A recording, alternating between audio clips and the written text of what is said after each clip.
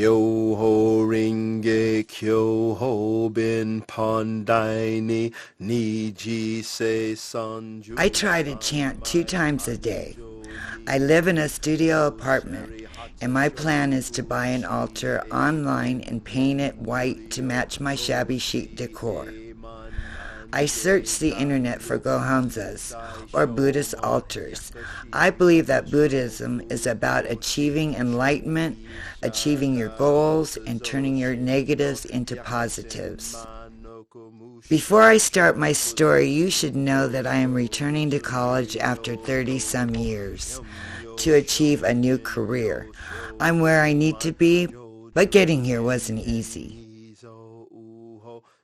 When I divorced my husband in 2000, I went through an extreme high.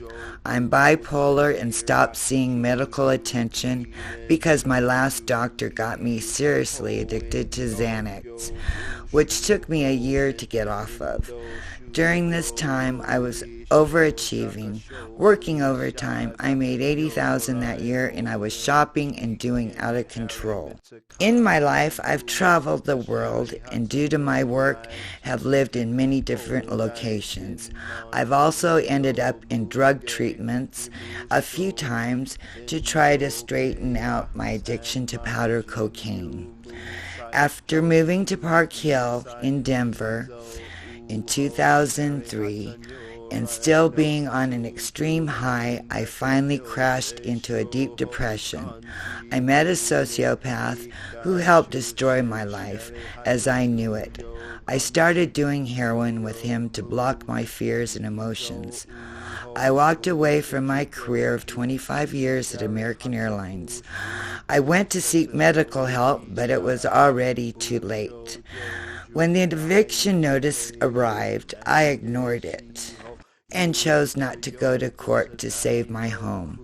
At this time, I could have pulled my life back together and saved it as I knew it if I would have the right support, positive support. The day the authorities knocked on my door to evict me, I pleaded, "Oh my God, just give me one more day," but they didn't. I got most of my things in storage.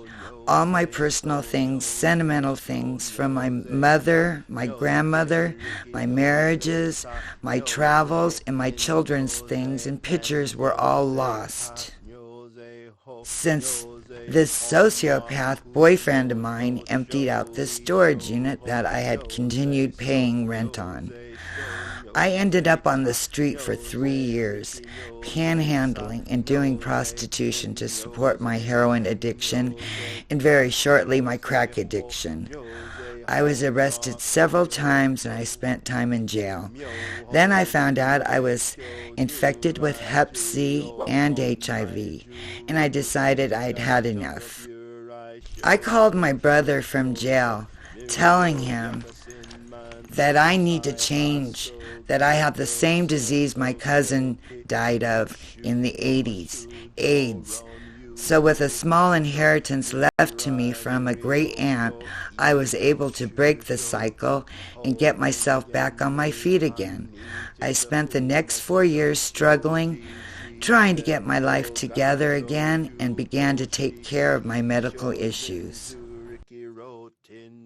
I'm still trying to find meaning in my life through Buddhism and on an extreme natural high, and I love it. I believe everything happens for a reason. I've experienced the very best in life that most people don't have the opportunity to experience, to the streets, which most people from my background never experience. I believe with all the vast, valuable experience, I will be able to help others, which I believe is my purpose in life.